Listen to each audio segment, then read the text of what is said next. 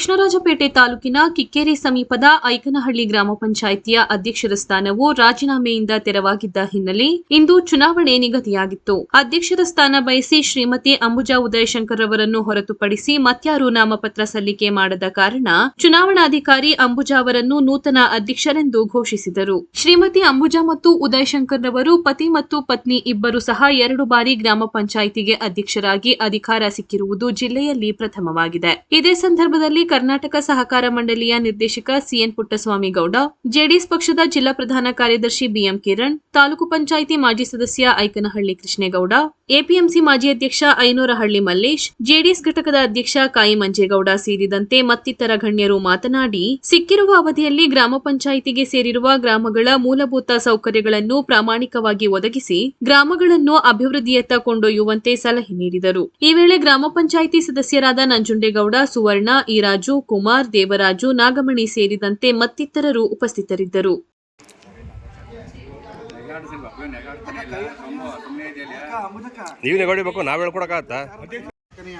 ಮಾಜಿ ನಿರ್ದೇಶಕರಾದಂಥ ಬಿ.ಎಸ್.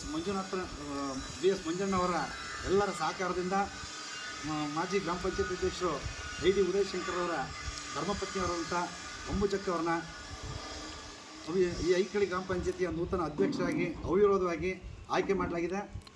ಐಕಳಿ ಗ್ರಾಮ ಪಂಚಾಯತಿಯ ಅಧ್ಯಕ್ಷರು, ಉಪಾಧ್ಯಕ್ಷರು, ಸರ್ವ ಸದಸ್ಯರ ಎಲ್ಲ ಸಹಾಯದೊಂದಿಗೆ ಇದು ಸುಸೂತ್ರವಾಗಿ ನೆರವೇರುತ್ತೆ. ಈ ಸಂದರ್ಭದಲ್ಲಿ ಅವರನ್ನು ಅಭಿನಂದಿಸಕ್ಕೆ ನಾನು ಇಷ್ಟಪಡ್ತೀನಿ. ಎಚ್ ಡಿ ಇಂಜಣ್ಣ ಅವರಿಗೆ, ಪುಡ್ಸಣ್ಣ ಅವರಿಗೆ, ಶಾರದಾ ಕೃಷ್ಣಗೆ, ಮಲ್ಲೆ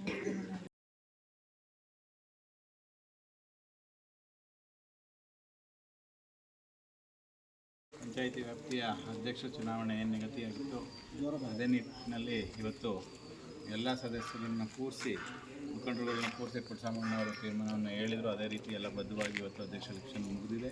ಅಂಬುಜಪ್ಪವ್ರನ್ನ ಅಧ್ಯಕ್ಷರಾಗಿ ಆಯ್ಕೆ ಮಾಡಿದ್ದಾರೆ.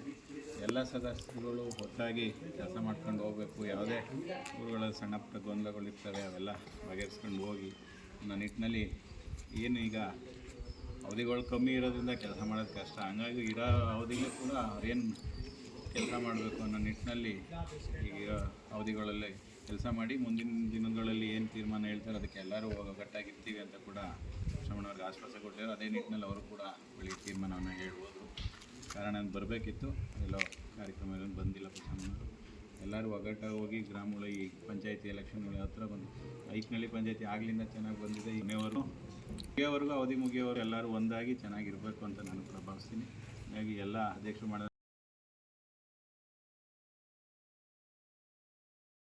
ಅಧ್ಯಕ್ಷರು ಬದಲಾವಣೆ